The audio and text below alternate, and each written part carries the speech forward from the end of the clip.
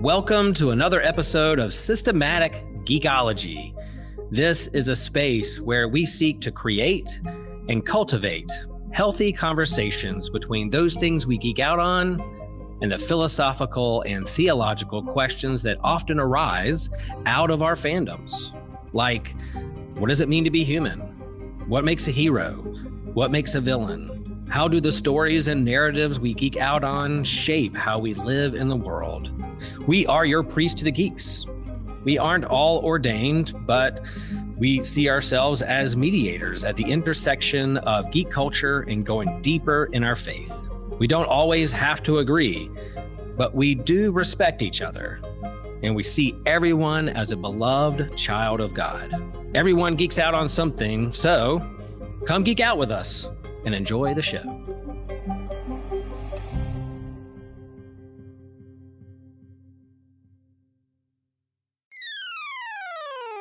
You're listening to an Anazal Ministries podcast.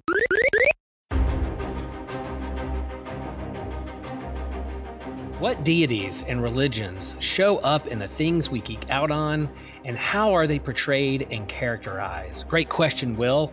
Why is Will speaking in third person? Well, for the answers to these questions, welcome to another episode of Systematic Geekology. I'm really excited about this episode. It's a new year. It's a new me. Well, not necessarily a new me, but we definitely have some new themes that we're going to lift up this year. It's an election year, so we're still continuing our primarily political theme. And then we're also going to talk about religions and how religions are portrayed in our fandoms and how they're characterized. And, it's our third year, Christian, of doing systematic ecology. And we are continuing to grow and expand, and we're just hitting things off on all cylinders. So why not, in the third year, talk about religion and politics in our fandoms and make everybody mad at us? I think that's a great idea, don't you think? Absolutely. I'm looking forward to this year. We've got so much we need to get done, so many religions to explore, so much research I'm going to have to do, which I love doing that. So I'm all for this.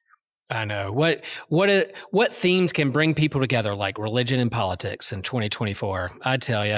No, but seriously, they are important questions, and they do show up in our fandoms, and they're a big part of a reality of life. And a big thing that Systematic Geekology, our vision and goal, is to role model how to have healthy conversations around our faith and religions and the things we care about and the things we geek out on, and even politics. So we hope with these themes that we can model for you all how to have healthy conversations around politics and religion in our fandoms and things we geek out on.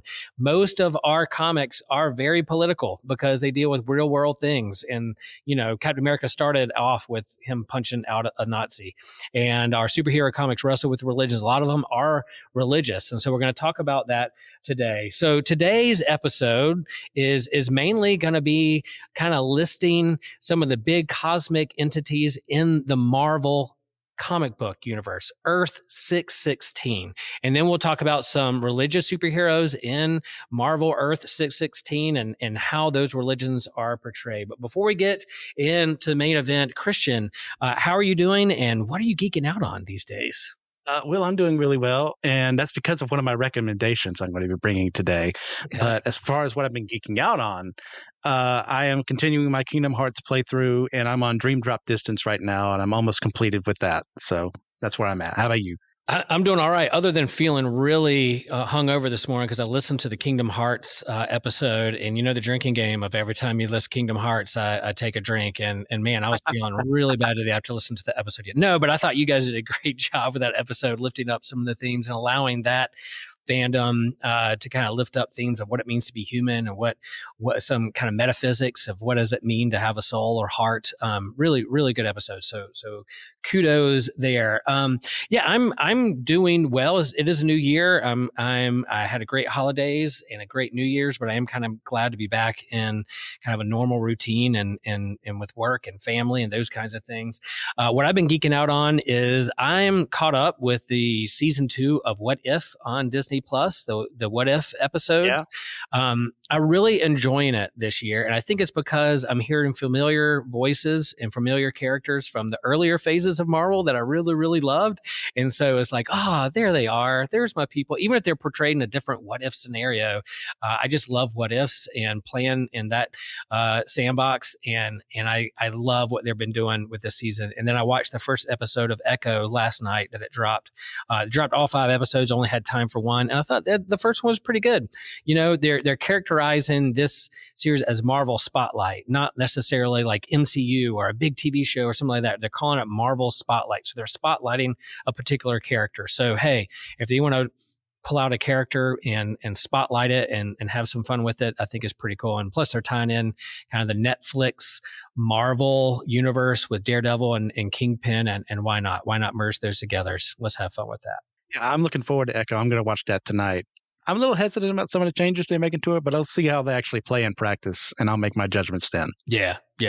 So far, so good in my book. All right, let's blaze through our topic for today. So here's our format. So hang with us, folks. We are going to keep this around an hour. We're going to do our best, but we're going to list kind of a top 10 list of cosmic divine beings in the Marvel comic book universe, Earth 616 in particular.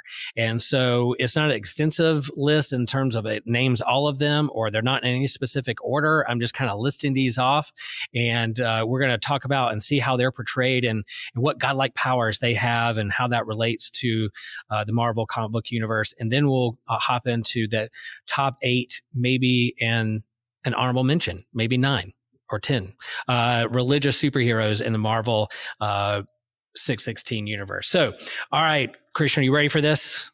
Let's do it. All right. Number 1 on the list has to be the one above all. So if you're going to go with number 1, you got to go the one above all, or TOAA, or TOA. It is it's not, I don't know if it's necessarily Yahweh, but it's definitely God. It's definitely one that the Marvel universe have said that this is the creator of all things that started the Big Bang and did all that stuff. So it is the supreme being in the Marvel universe. It's not necessarily attached to any specific Abrahamic God or religion, but they will say the one above all. And its first appearance was in Doctor Strange, Volume 2, number 13, in 1976. And it's popped up in other places too, this particular being. But yeah, if you're going to do with number 1, you got to go the one above all. Christian, are you familiar with this entity, this cosmic being, this creator?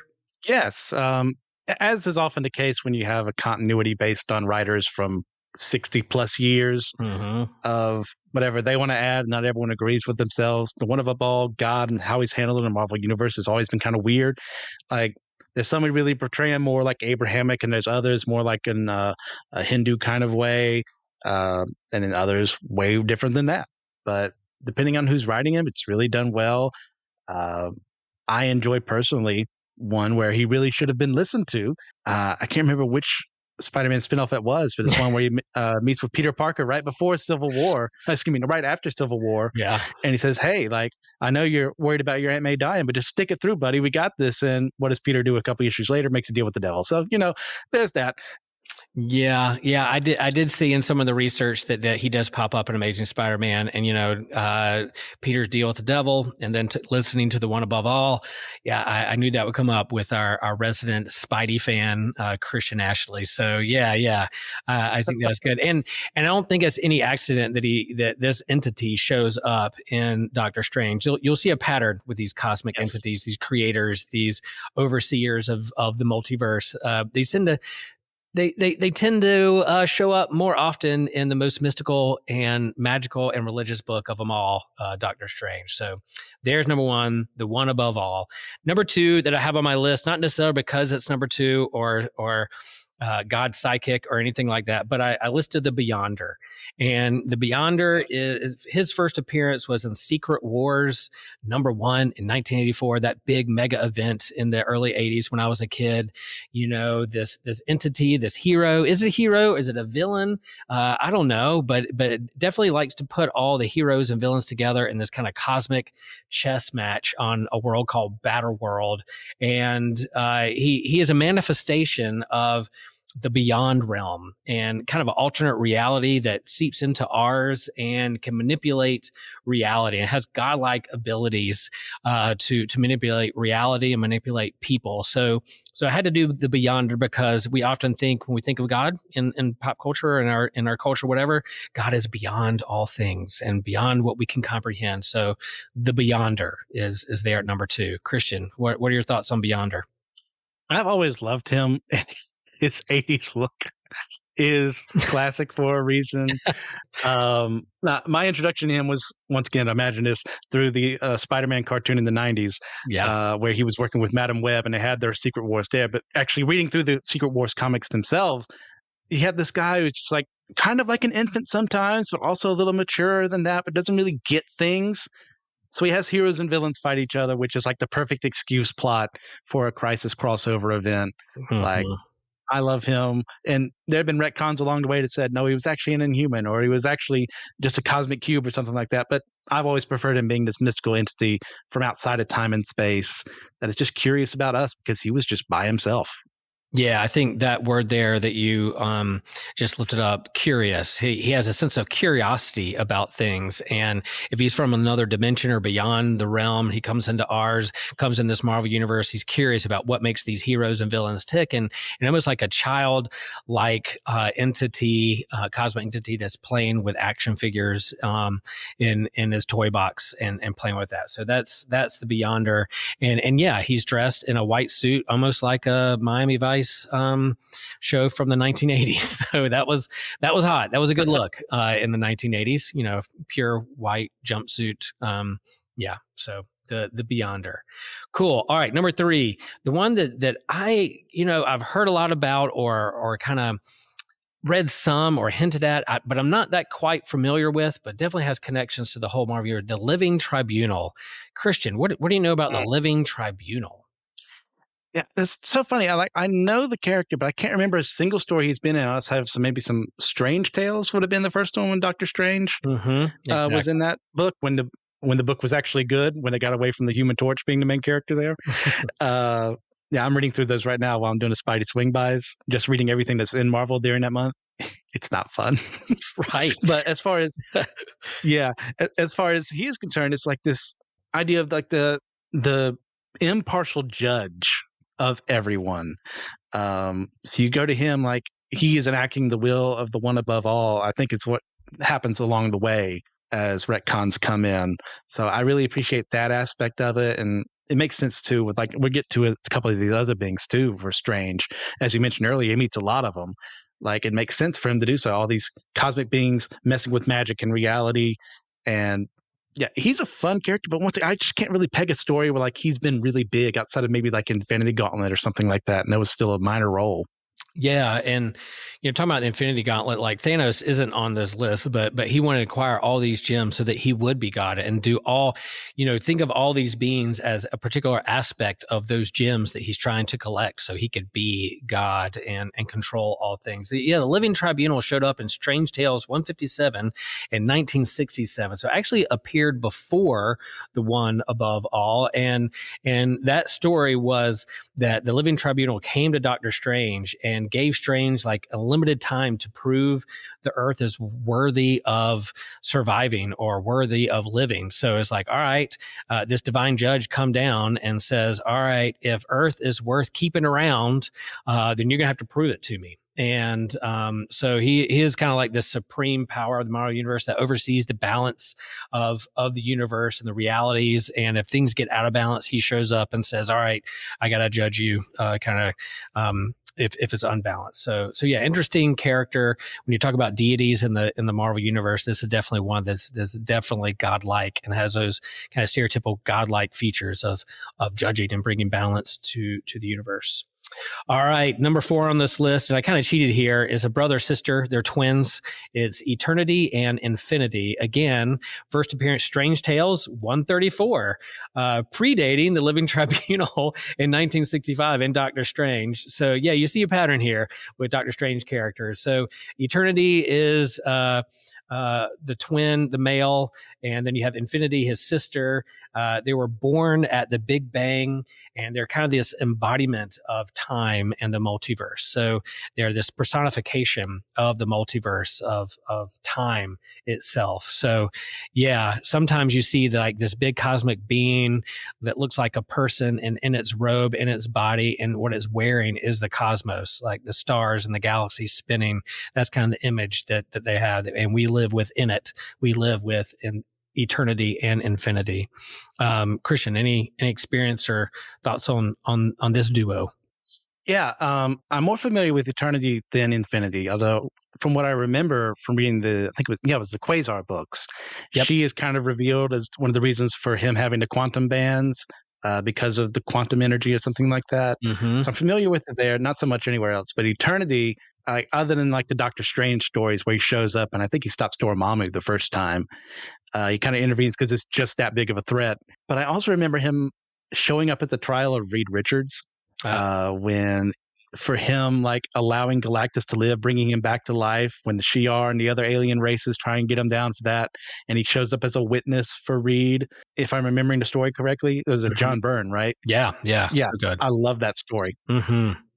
Yeah, the trial of Reed Richards is really good because it does bring in all these things that Reed has done as a superhero and as a science and stopping Galactus and all this stuff. So you bring all these cosmic beings, and Galactus comes up a little bit later on our list. You can't have cosmic beings with godlike powers without talking about Galactus. But the Eternity shows up every now and then. And then, it seems like whenever someone wants to do a big picture of the Marvel universe, they always put it within Eternity or have Eternity narrate what it is. Yeah, sometimes you have the Watcher, sometimes you have others, but you have this being as kind of overseeing and looking over it. So pretty cool there. Now we're going to go away from Doctor Strange and those kind of stories, and now we're at number 5. We're going to the Celestials.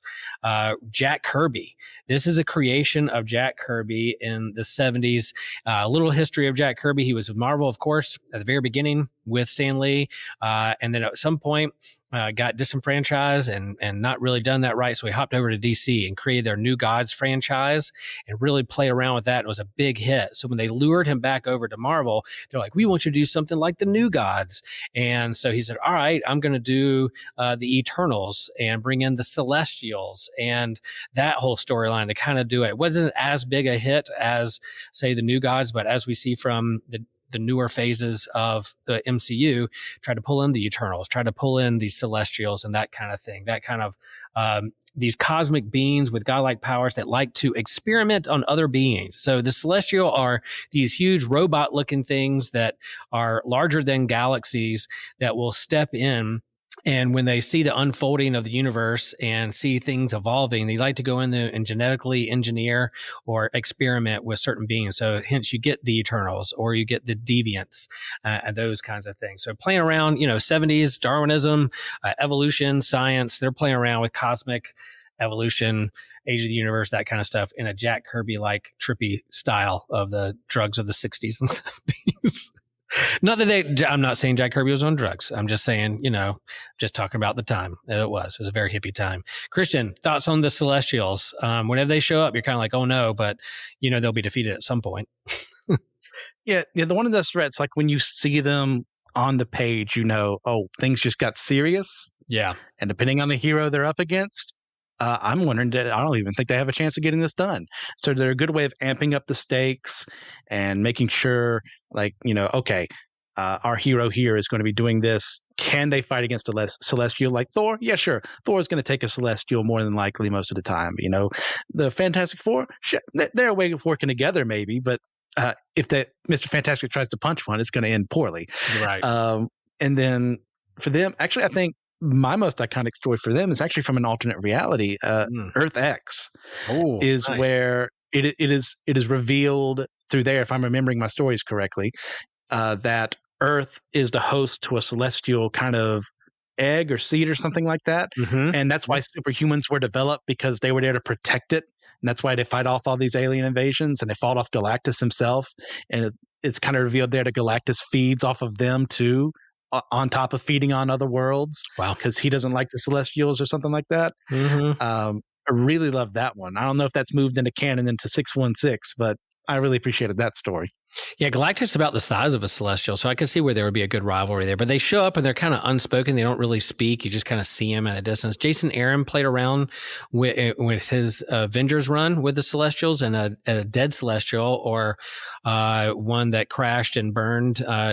Avengers used it as kind of their new headquarters. The body of a Celestial became the Avengers kind of headquarters, and instead of Stark Tower. So yeah, that was kind of a cool run, and they kind of used that towards the end of Jason Aaron's run, using the power of a Celestial to fight off its enemies. It is a pretty cool run.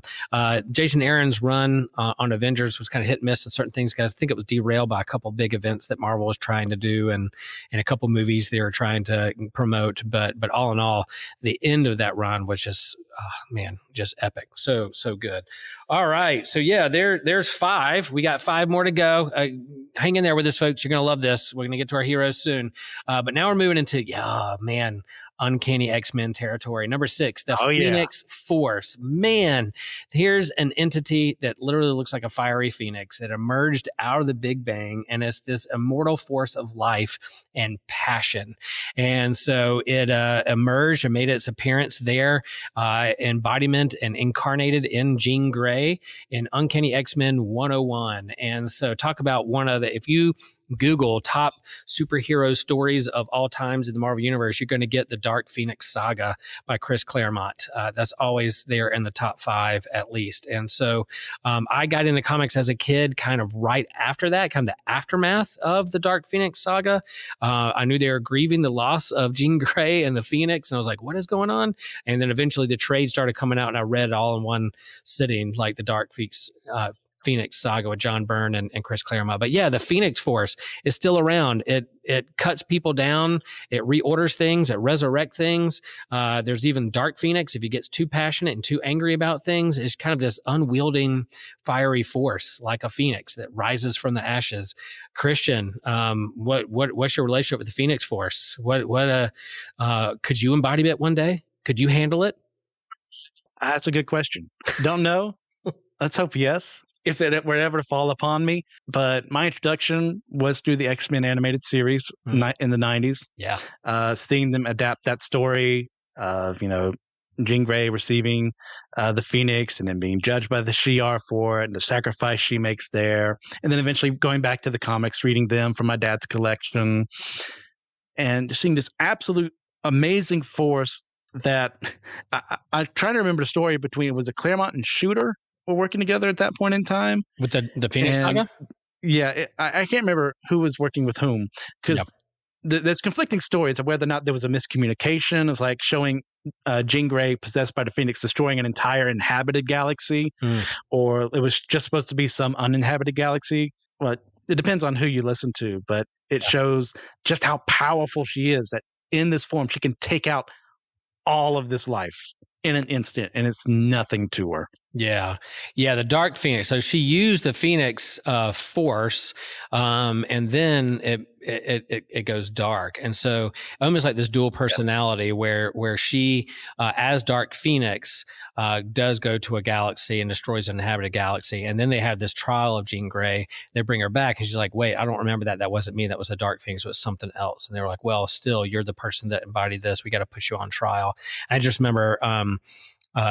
The X-Men going against, in this trial, it's just so good in the battle, and they lost, and Jean Grey dies at the end or executed, and but Jean Grey is the most, maybe has the record of the most to die and live again and resurrected in comics. If Jean Grey's dead, you better believe she's going to come back at some point. But if we're thinking about like how religions are portrayed, like we think about these gods, we think about the way we understand God from a Christian point of view. We kind of move beyond like this sky god who looks like Zeus or Santa and grants wishes to folks, or outside of, looking down. Yeah, there's an element of judgment and holiness when it comes to God, but all these kind of caricatures of these cosmic beings are these different kind of slivers of personality that people often think of when they think of God. Now, the Phoenix Force, obviously this fiery bird coming from space, you think of the Holy Spirit, or you think of Pentecost. You think of that moment of the tongues of fire and the dove at Jesus' baptism representing the Holy Spirit. So this cosmic Phoenix Force representing the Holy Spirit. There's different roads we can go down. We talk about the Trinity and 3 in 1, 1 in 3, that kind of stuff. But if you think of the Phoenix Force, man, you're thinking of the fire of the Holy Spirit, and what can that do to raise things from the dead, or cut it down and burn it because of whatever. So yeah, Phoenix Force, man, I love it just because that's part of my yeah, go ahead, Christian. Yeah, real quick, if you guys want to read a fun book, does it make a lot of sense? No, but it's fun. When Marvel and DC used to be able to play nice, read the new Teen Titans X-Men crossover. Oh, Dark yeah. Phoenix, Darkseid working together. Yep. Excellent story. Oh man, I found that. I was digging through my comics, Christian, and I found that graphic novel, or found that comic in my stack. Walt Simonson, man. Yeah. So good. Love it, love it, love it. Good crossover. Fantastic book. We'll have to talk about that one day. That's a good one. Consider subscribing on YouTube, where you can get some other stuff. You get exclusive series like our comic book catch-up, Manga Mustard, Drinks with Tejas, and a companion series we do each year to go with our annual theme. You also get access to Friday Night Frights and Wednesday Night Weeaboo and Spidey Swing Bys with Christian Ashley. You get access to other exclusive shorts, like what I'm going to be doing soon are non-canon, where I'm going to be reviewing different IPs that are outside of canon from our favorite fandoms or the Bible, and discussing whether or not it should be canon. You also can get a short of Will's Wednesday pull list. So if you're into comic books, Will goes through his favorites of each week's pull list for himself. You also get other bonuses over there. Most of our surprise content we'll put straight to YouTube, going live over there, that you can check out. And a lot of our regular episodes are also posted on YouTube if you just want to see our smiling faces. Yes. All right. Now, number 7, not because any specific order, or it's number 7 on the list, or at least the 7th powerful in the universe, but we're going to talk about Odin and the Asgardians. You can't talk about gods in the Marvel 616 without talking about the Asgardians, Thor and Odin, Loki, the whole host of Norse gods. You have Greek gods there too. Zeus, Hercules shows up, but here you have Odin. Odin was there, and in the Marvel Cinematic Universe is kind of they play with the idea of these cosmic beings. They're just maybe just really old aliens who have godlike powers or not. Are they gods, or are they just really smart aliens who've been around a long time? But in the Marvel Universe, they are pulled right out of Norse mythology, and Odin is the Allfather.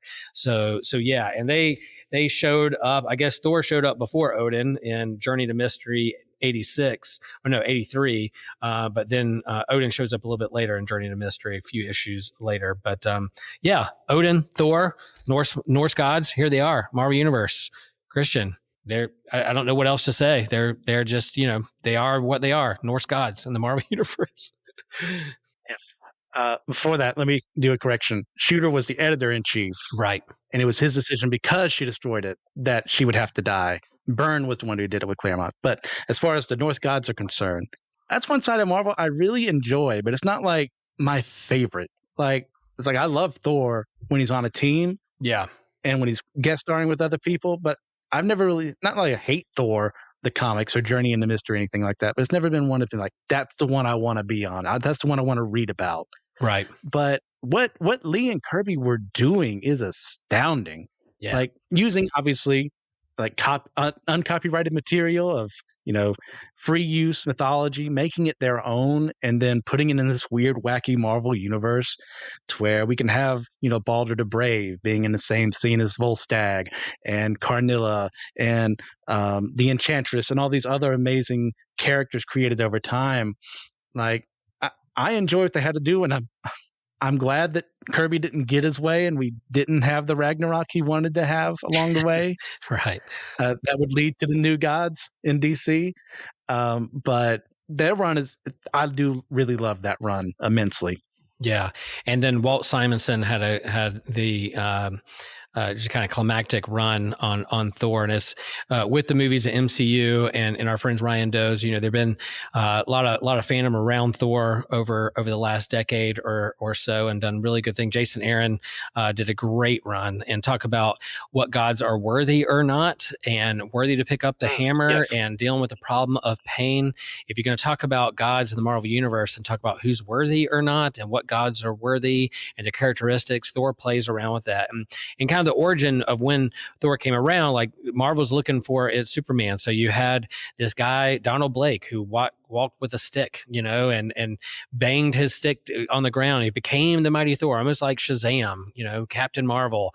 So Thor became the Superman of the Marvel universe, but still drew on those Norse mythological stories and went from there. So I do think Odin, that realm, the Norse gods, Thor does play around with asking the question, worthy and unworthy when it comes to the divine. And I think that's a great question to ask when we're thinking about our own theology, worthy and unworthy theology, and how we characterize God in our churches and in our communities of faith. So yeah, definitely relevant there. All right, number 8. Or you have something else, Christian, you want to say? Yeah. Well, with Thor 2, just real quick, I always like the idea of, hey, at one point in time, I was worshipped on the earth. And there are still people alive in Marvel continuity who do the same. Like, how does he handle that, knowing himself he is not worthy of being called, a god compared to someone like the one above all, what have you. Mm-hmm. So how does he wrestle with that? And then we get into Marvel 2099, where we have the Thorite cult there introduced. That's a ton of fun. But yeah, I like it to see him as a character wrestling with this. I know my flaws and are immense, and I have worked on them, and that's how I got to where I'm at right now. So why would I ever be worthy of worship? Yeah. And then he also plays, they play around sometimes with time, in terms of, like, he's been around a long time and generations pass and he's seen things before and he'll outlive or outlast them. So at this time on Earth, when he has attachments on Earth with humans and mortals, what does that look like, and his relationships and love and care. So but a lot there to play with. And then him being of course, on the Avengers, and a big part of that. The big three, you have Captain America, Iron Man, and Thor are known as the big three when it comes to the Marvel universe. Cool stuff. All right, number 8, just a few more to go. Khonshu, oh man, the moon god, showing up in Moon Knight number 1, 1980. Here we lean into, the others, could have some quasi-Abrahamic faith attributes there to the gods, maybe or maybe not. But now we're moving into like another mythology, Egyptian mythology, this god of the moon, and how it's portrayed in Moon Knight is he a helper? Is this god a helper or antagonist? Is it a benevolent god or a trickster god, or a god that's ready to tear things down? So he chooses humans as an avatar, and Mark Spector, who we'll talk a little later on, he's Jewish, became the avatar of this moon god, Khonshu, Egyptian god. I don't know a whole lot about them or have a lot of history. I'm not a huge Moon Knight fan. I do like it and love it when he shows up in comics. But Christian, I don't know Khonshu. I know that Disney Plus show portrayed him in a certain way. Thoughts? Yeah, Khonshu in Egyptian mythology is like a very minor god, from what I recall, which is so fun to see him like be uplifted to this. And I do love the whole shtick of him being the protector of travelers at night, and that being one of the focuses behind what Moon Knight does. It's a really fun way of setting up your hero, working with someone like him. Why would Mark Spector ever willingly work with someone like Khonshu? Because of the good he can do by doing that. And I've really enjoyed Jed McKay's run right now on Moon Knight right now. It's been spectacular. And then you get the whole, like, is Khonshu real? Is he not? Obviously, as someone who really hates ambiguity, I'm glad when they firmly say Khonshu is real and he's screwing with Mark sometimes, or he's trying to get someone else to become the Moon Knight. Or I wasn't the biggest fan of when Aaron did have that mini arc in Avengers of, all that madness with him. And the Thor's hammer is made out of moon rock now. That's always been a thing. Yet it's whatever. Yeah. How do you keep these stories going and think of something new and fresh? Sometimes it lands, sometimes it doesn't.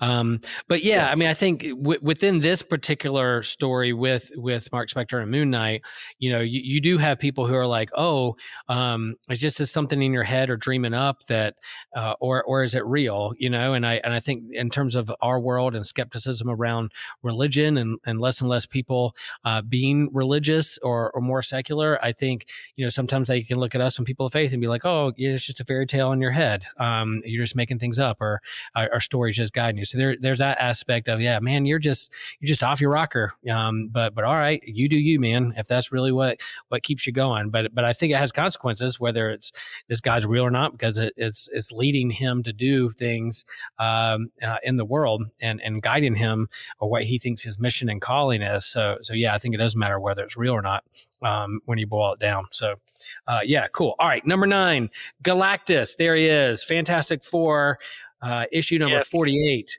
1966. The space explorer that was out there in the universe that was given cosmic abilities. He's the devourer of the worlds. He's hungry. So what does he do? He goes and he finds worlds to devour and eat up his energy and move on to the next one. He's just cosmically hungry, kind of thing. And later it's revealed that perhaps he was a being before the Big Bang in another alternate universe that then became something else. So they play around with his story as well. But what I like about this particular god and deity and or cosmic entity is that it has a herald. It has someone go ahead of it to go look for worlds to devour. And then that's where you have the Silver Surfer who goes ahead of Galactus to look for worlds for him to eat. And what does Silver Surfer do? Because he has a good heart, looks for planets that don't have any sentient beings on it. So, but he stumbles upon Earth and he comes to Earth and he's trying to actually warn Earth that there's something coming. So yeah, we think about our own story. We just came off of Advent, John the Baptist, prepare the way of the Lord. Here comes God. God is coming near.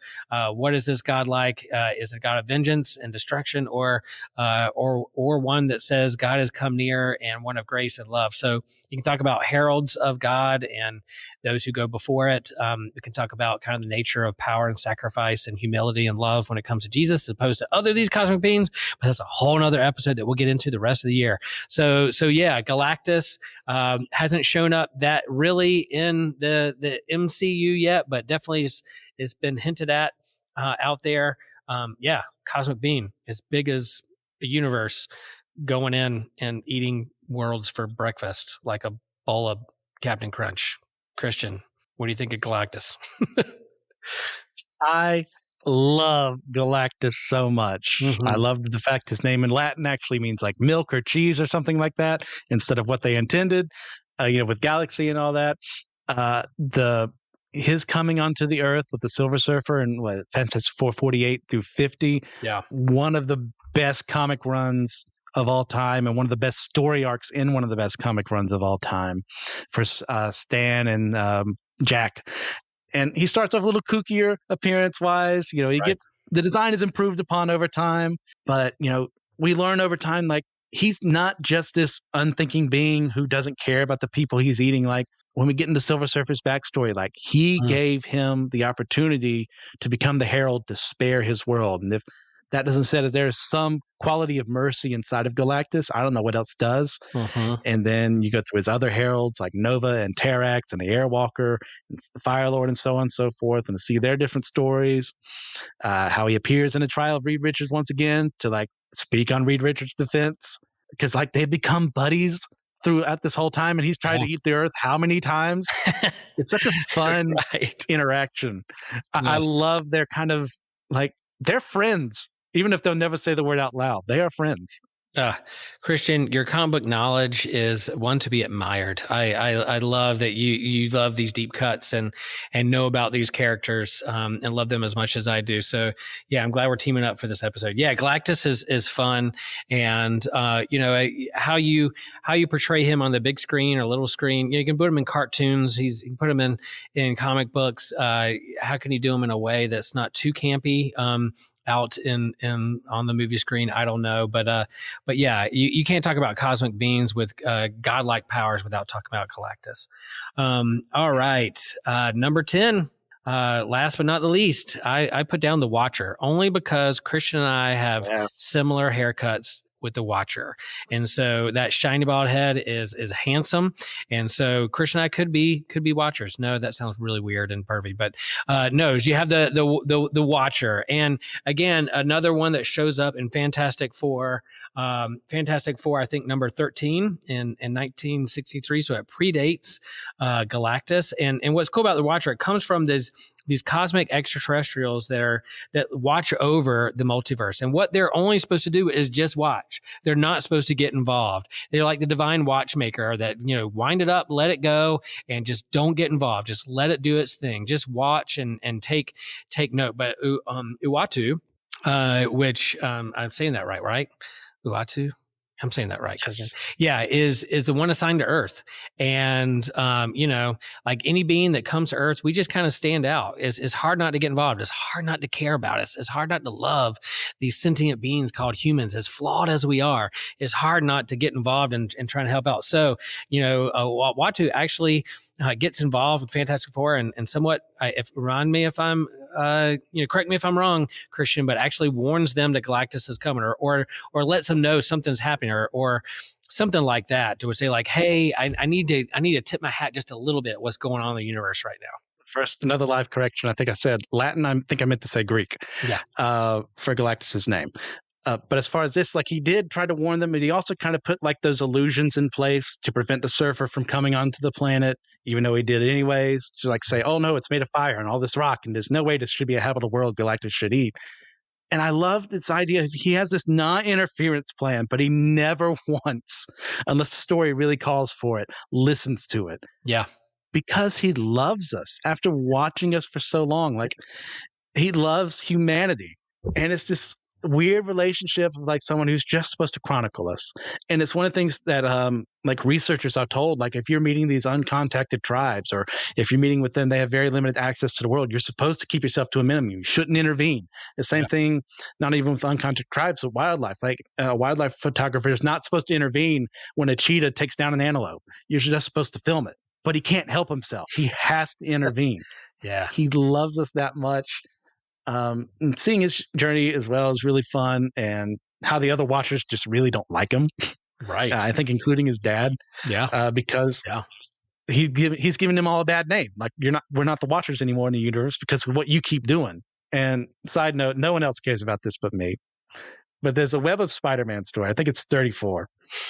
Where Spider-Man is playing with these little kids against like these taller kids, and he's supposed to play with like one arm behind his back, playing just football for like some petty little contrivance there. And the Watcher has been taken advantage of by an alien, and he's been watching Spider-Man this whole time. And he says, I'll make a bet with you. If Spider-Man's team wins, I go and you leave, or I defeat you, or whatever. And Spider-Man wins. Playing with these kids, and the Watcher is able to use that distraction to take on this alien who shows up one time and never appears again. And it's a goofy story. No one else cares about it. Like, it's constantly rated like one of the lowest of the lows as far as ratings for Web of Spider-Man. But I love that story so much for just being like a goofy Marvel fun. Yeah. And again, to like how religion is portrayed, how God is portrayed, the Watcher, is there at number 10, but often that's what people think of God. It's just like this divine being who's just kind of watching us and judging us. But there's a relationship, even in science. Quantum physicists will tell us that as they are watching a particular molecule or a quark or in the quantum realm, that the particles act differently when you're actually watching them. That there's a relationship. There's some kind of level of I'm not calling them sentient, but there is a reaction, relational aspect of every particle in the universe to who we are and whether we're being watched or interact with it. So we all have an effect on one another. So you can't be an unbiased watcher from afar. You're going to be affected by it. You're going to be moved by it. So I think that has something to say about how we understand one another, and perhaps how we understand God as well. Folks, I know we did not list every single cosmic being in the Marvel Universe, but those are just kind of tip of the iceberg there. Let us know if we missed anything, or if there's an aspect about these characters that you feel like is no way any kind of representation of how we understand God and the Christian faith, or if there's some themes there that we didn't highlight. Let us know. All right, we're going to transition now to religious superheroes, because I think they help us understand, or at least help us see how religion is portrayed in the Marvel Universe itself. So we have these cosmic beings, but now we have the heroes that are on the ground being heroes.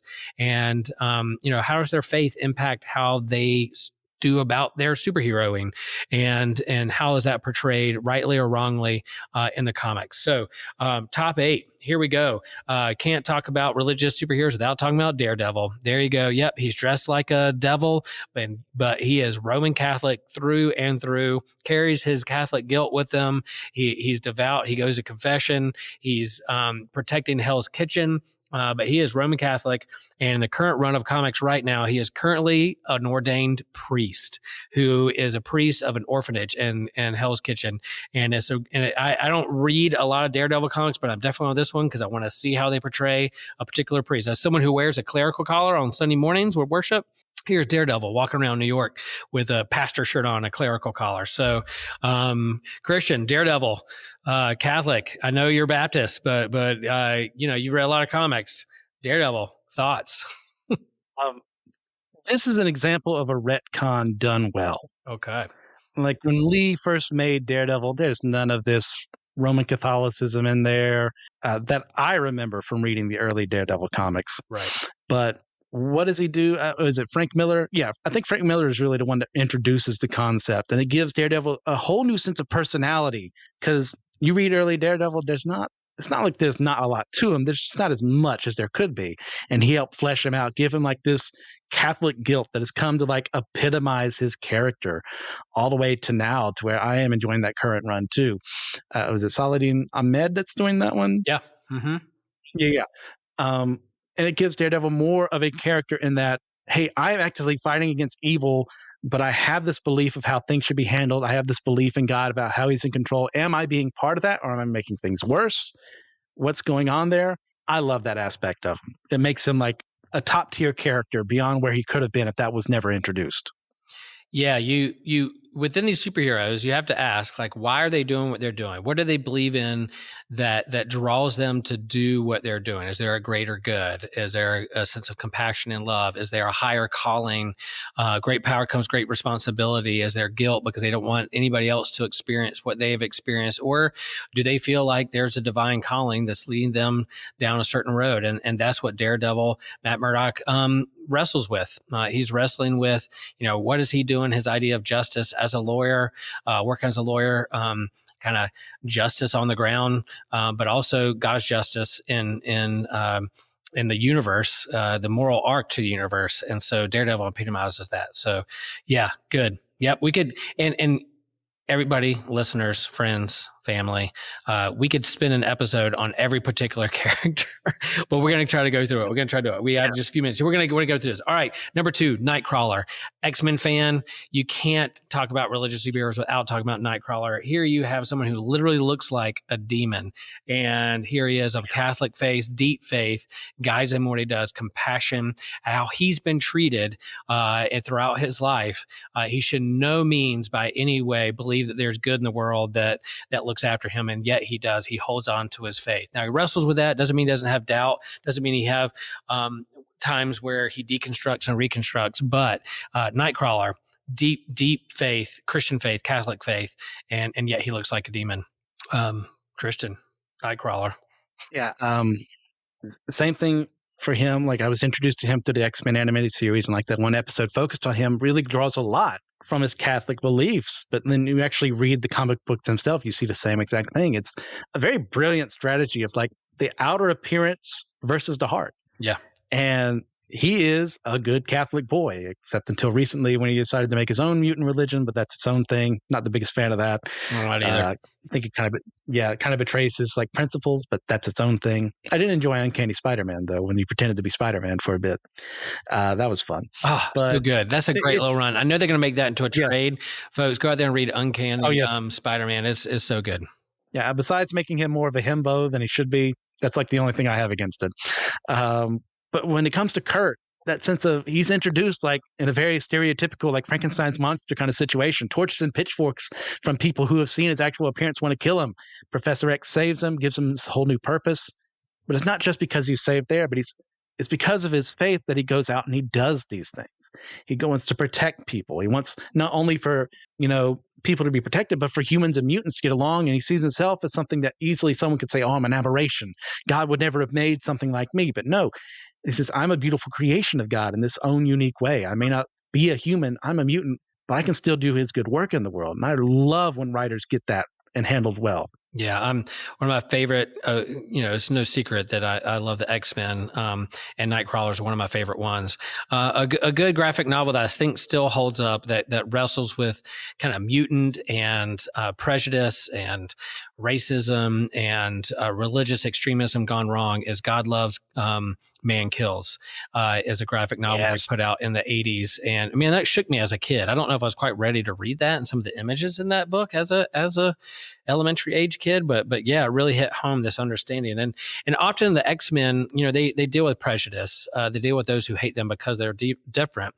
And oftentimes you have these hate groups rise up, and often portrayed in these hate groups are people who are absolutely actually wearing crosses. And so that as someone who looks at the cross as a symbol of hope and love and sacrifice, is hard to see people wear that symbol and then hate other things. And comic plays around with that. Sometimes the stereotype of religious extremism and fundamentalism, but I think you really see that in kind of Nightcrawler story, the X-Men story, and it's a reality. As much as I don't like that and that stereotype and how it's portrayed in comics, it is reality. There are some of those who bear the cross and as a symbol, but also a symbol of hate. So we got to wrestle with that too. That's a reality that we can talk and should talk more about. All right, number 3. All right, man, Joshua's going to love us for this one. Another religious superhero, Captain America. He's not Catholic, but he's a good old American Protestantism, and he doesn't necessarily, we don't see him go to church a lot or talk about, but he definitely a person of faith and believes in the American way, American Protestantism. And so, yeah, he's religious. He talks about it. Even, there's that one line in the MCU where he's like, ma'am, she's like, oh God. He's like, well, ma'am, I don't think that's what God looks like, or something like that. It's like, I know God and that's not him. So yeah, the Captain America, our religious Boy Scout. Yeah, I'm struggling to think of like stories where that became like a focus of Steve. I can't remember because it's been a while since I've read some of the Captain Americas in a while, but the older ones I'm talking about. But it's still like ingrained when you look at his origin story of being this son who has lost a father, has a mother, and loses her too along the way. And just that scrappy Americanism of pulling yourself up as best as possible, not by your bootstraps. That's a terrible illusion there. But like finding where you place yourself in the world. I'm this scrawny nothing kid. And part of what builds me up is my faith in this higher power that I believe is protecting the world, looking after us. And I can do good in the world based off of that. And as has kind of happened in comics along the way, this has kind of gotten lost to an extent. It's not like he's come and said I'm like an out and out atheist or anything like that. But most writers that I've seen recap recently haven't really brought this up too much. Right. I can't even remember if JMS has done it in the current run. I'd have to look that up again. But those have been good. Yep. But yeah. Yeah, I think that's well said. And yeah, it would be interesting to see if we could later on down the road see if there's, here's this convergence. We're talking about politics and talking about religion. They're all coming together with this guy who wears a big American flag on his chest and that shield. It'd be nice to see how religion and politics come together on the focal point of the person of Captain America. We'll talk more about that later. Number 4, Magneto. Yeah, here we go. We're moving out of Christianity. We're moving into Judaism. Magneto is famously a survivor of the Holocaust, and he saw what happened there, how his race and religion was treated, and that affects how he sees the world as a mutant and as somebody who is Jewish. So yeah, Magneto. He's seen as a villain, but he's often timed, he's the Malcolm X to Charles Xavier's Martin Luther King. They're both working for justice in the world, and they just have different ways of looking at how that to go about when it comes to mutants. Yeah. this is another example of a retcon done extremely well. Early Magneto does not have this backstory, does not all have the weight and the guilt of surviving this in the midst of World War II, where he is a hated outcast, not because he's a mutant, but because he's Jewish. Yeah. Yep. And that vow never again, never again. They did that really well in the First Class. The opening scene of X-Men in 2000 was extremely well done. Oh, wow. Yeah. His struggle and turmoil there. But as far as the comics too, like him being emboldened, I can never let this happen again. I've got to bring my people elsewhere, find a new land for them. I mean, there's obvious Jewish parallels there too with what has happened in our own world. Like, how do I get my people safe from harm? Well, Magneto typically doesn't do the best for them, but sometimes he's a hero, sometimes he's an anti-hero, sometimes he's a villain. And it all comes from this terrible backstory of being in the midst of the Holocaust, living in a concentration camp and barely surviving. Yeah. Yeah.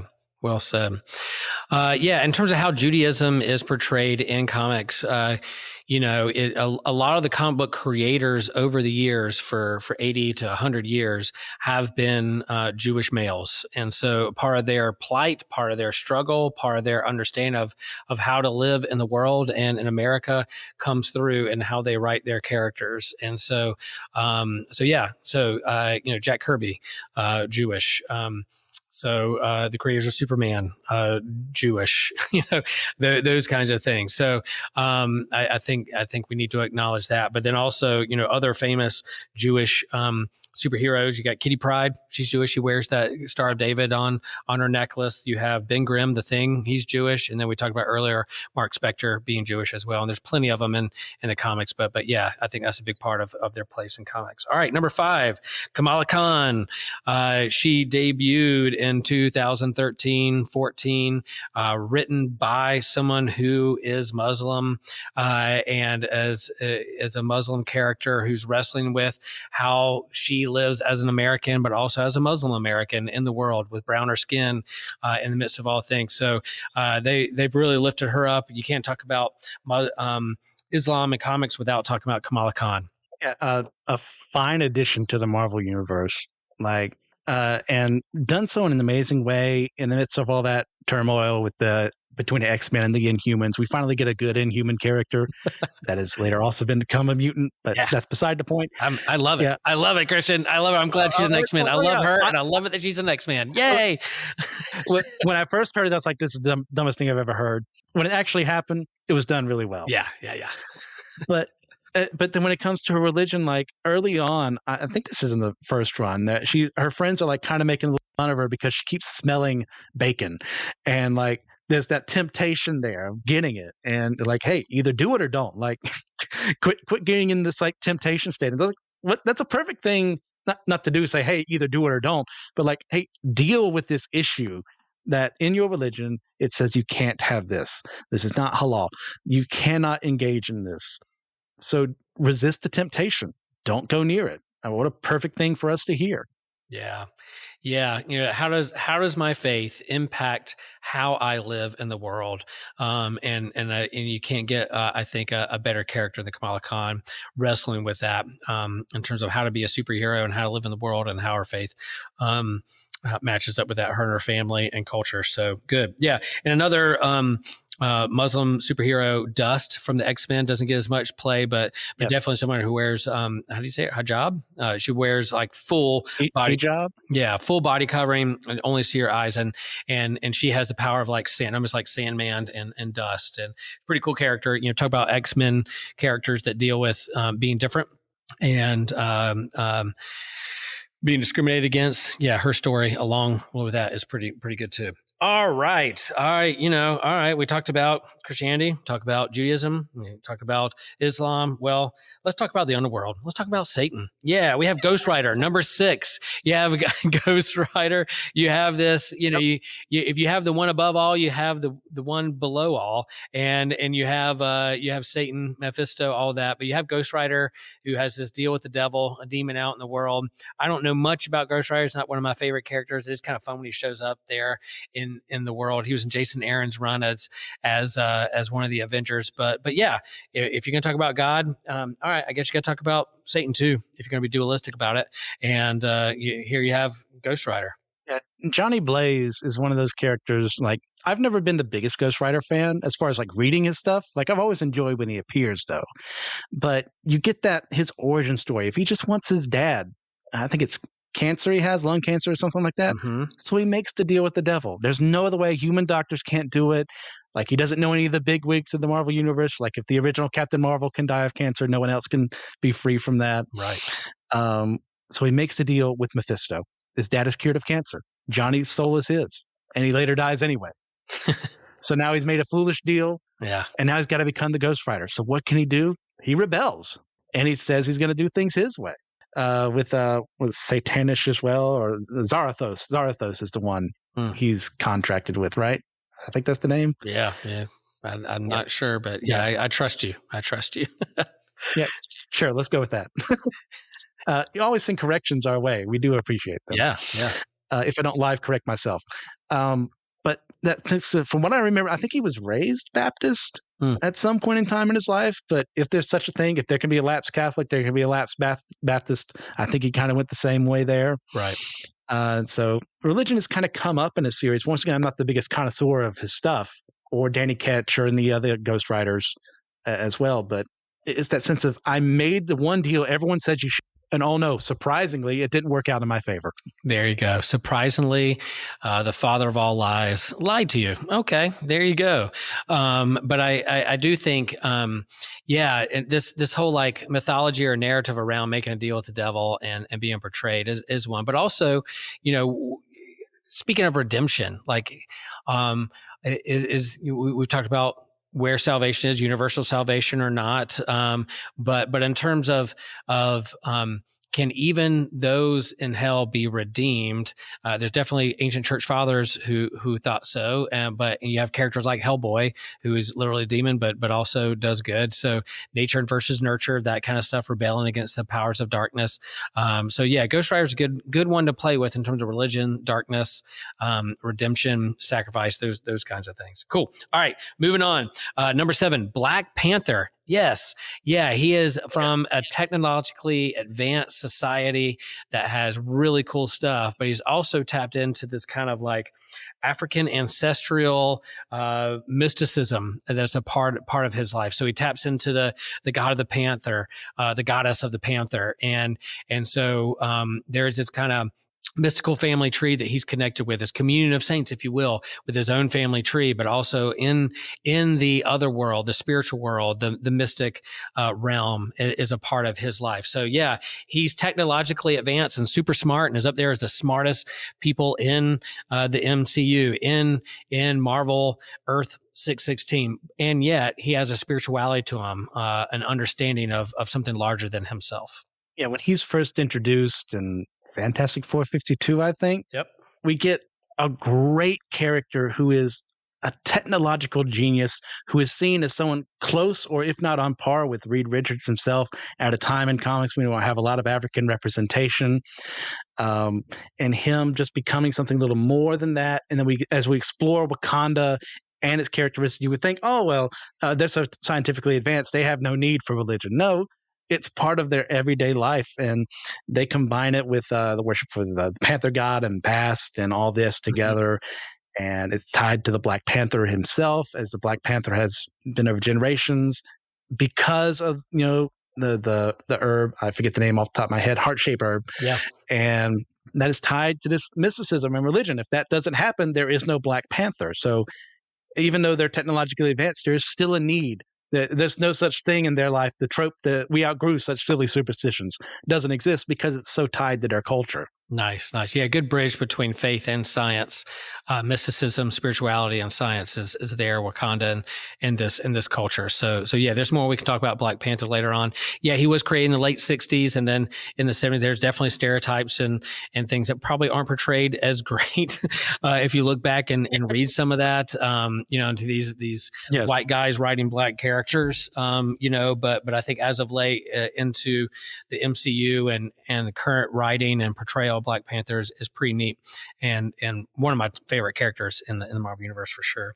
All right, number 8, Shang-Chi. I had to bring Shang-Chi in because of Buddhism. There's this kind of understanding of Asian religion, Buddhism. He was brought into the scene with the kind of the kung fu mania, Bruce Lee mania. Masters of Kung Fu was his comic. The portrayal of the ancient kind of Asian people probably didn't always track as well. There's probably things that are very outdated in terms of reading that thing. But if you talk about Shang-Chi as an Asian character and his Buddhism, an understanding of Qi, understanding of Zen, and kind of what balances him and drives him to do good, I think there's some conversation that could be had there. Shang-Chi's one of those characters. It doesn't start off in the best place all the time when it comes to being written. You've got the old Gallo Pero in there, his dad being Fu Manchu. Yeah. Back in the day, it was in the early 1900s, the idea of, we're being attacked by people from Asia. We can't have that. But Shang-Chi being a heroic figure to counterbalance that works really well. So like, hey, we can have negative portrayals, we can have positive portrayals. He's a positive guy. Now, I can't remember any stories where Buddhism has affected him that much, but I also haven't read that much of what he's been in. But when it comes to martial arts, like Buddhism was one religion that kind of gets tied in a lot with it, and that you'll have these ideas of, hey, control your body and your spirit that come from religious practices. So it's nice to see that portrayed with him when it does show up. Yeah. And so later on in the year, if we start talking how Buddhism is portrayed in our fandoms, perhaps Shang-Chi will pop up again. And I loved his, he was my favorite parts of the newer phases of Marvel. I love that movie. I hope he shows up again as part of a new Avengers or another team or something. I hope they pull him in more, because I thought that movie was fantastic. And then connecting him again, the mystical arts of Doctor Strange and Wong and those kinds of things as a natural progression, come full circle there. All right, we have one honorable mention. We've gone through 8 characters. We got to talk about Reed Richards and Tony Stark when it comes to their religion. And going out on a limb here, I would say their religion is scientism. That whole thing about like, we're going to science our way out of this. There's nothing that science can't do. If I'm only going to rely on the hard, cold facts and data that science will reveal us, and surely science will fix things. Science will save all things in the end. And that's Reed Richards and Tony Stark, regardless of the fact that they've bumped up against literal gods and cosmic beings and mystical, teamed up with mystical beings like Doctor Strange. They're still going to lean into the science and be skeptical towards religion than other things. But, and I would just go out there and say that, like, I'm a part of a church that's a science-believing church. I have members of my church that are scientists, evolutionary biologists, and particle physicists. I love science. But there is a sense that scientism says that that's the only way you can go. If there's extremism of fundamentalism in religion, there's also extremism and fundamentalism in science itself, and saying that this is the only way it is. This materialism is the only way things will. Only aspect of reality that we can trust. And so if people of faith will push back against that and say, no, it can be a both and. They can work hand in hand. So in terms of Reed Richards, Tony Stark, how they've operated in the universe, the Marvel universe over the years, and now Christian, we got it. Scientism is a religion. Yeah. Depending on the writer, Reed can be written really well or really poorly when it comes to his beliefs. Yeah. Now, I've kind of always seen him as like an agnostic. I don't know if he's ever said where he stands, but when it comes to like magic and, palling around with Thor and Hercules, like obviously there's something out there a little more, and he's encountered all these grand, things that call themselves deities out there. And with magic, it says, hey, I just don't get it. I know it's a thing because I can see it in action. So I'm not going to say it's not real, but I'm more into science. I can understand this. I know the processes for how the mathematics work for this, for how this, if I send this electrical current here, it's going to power up this machine. Yeah. And he just hasn't come to the point where where he stands with God for the most part, outside of actually meeting God himself, the one above all, for a story where he and the Fantastic Three at that point in time invade heaven to bring back Ben Grimm. Yeah. I think it was in the 500s or something like that. Mm-hmm. Yeah.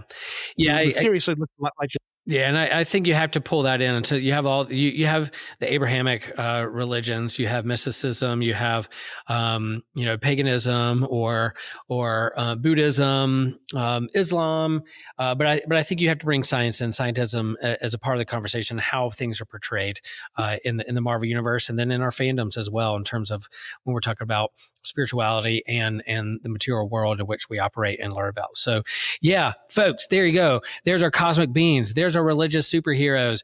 Again, we did not list them all. There's some that we missed, and we probably maybe even misrepresented a few of them. If that's the case, let us know. We are not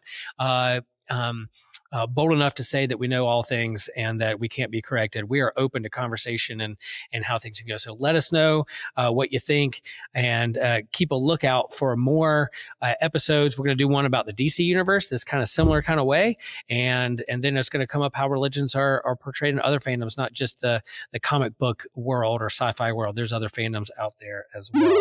So let's wrap this thing up, Christian. All right. What's a recommendation? Maybe perhaps something we talked about or something off, nothing we talked about today, but if there's a recommendation out there you want to lift up for people to check out. What just released today is what I have been wanting from Spider-Man ever since Brand New Day and One More Day happened. We have Ultimate Spider-Man 1 by Jonathan Hickman. This is how you handle a married Spider-Man with kids, having responsibilities that has been stolen from him in this reality due to the machinations of the maker. Like having him choose to become a superhero right now, not to spoil what happens in this, but I loved this issue. It is in Hickman we trust. That's what I say. Ultimate Spider-Man #1. That's my recommendation. Nice. That was in my pull box as well. I grabbed the variant cover that has kind of a family photo, and it says Happy Holidays from the Parkers on the cover. That's the one I chose because I thought it was a hilarious cover. And yeah, Ultimate Spider-Man, when the original Ultimate Spider-Man by Bendis way back when, was really when I was getting back into comics. So it was really cool, fresh take, and reading these stories as fresh take on Spider-Man outside of Marvel 616. And so Hickman has brought back the Ultimate Universe and starts with Ultimate Spider-Man #1. And yeah, it's in my pull list. I can't wait to read it either tonight or this weekend. It's definitely there at the top of my stack for sure. My recommendation would be, I lifted it up in our conversation here. I would recommend reading that 1980s graphic novel, God Loves, Man Kills. Just because it does wrestle with kind of religion and hate groups and the extremism of fundamentalism and how that can be harmful to those who are different than us. So is right there in the title of the book, God Loves, Man Kills. And yeah, that could be a truer thing as we look at the world today. So go check that one out. It still holds up. Read it. Let us know what you think. Thank you guys. Thanks for everything. Listening to this long episode. We hope that you were able to geek out with us and check us out on all the socials. Support us. Smash that like button. We're not on YouTube, but just go over to our YouTube channel and smash that like button. Listen to the ads. We took time to do some ads, and I think they're fun. I like hearing my friend's voice in the ads, and listen to them. We care about you. We're looking forward to this new year, and we have a bonus question that we're going to put on Patreon. And this is the question that Christian and I are going to ask and then answer and share with you. So the question is, out of these 10 religious superheroes, which one would we want to go to church with or invite them to our church? Which one of them would we like to go to worship with or invite them to church with us? So to find out our answer, listen on Patreon. All right, folks, thanks. And we'll see you next time. As always, share the faith, share the geek.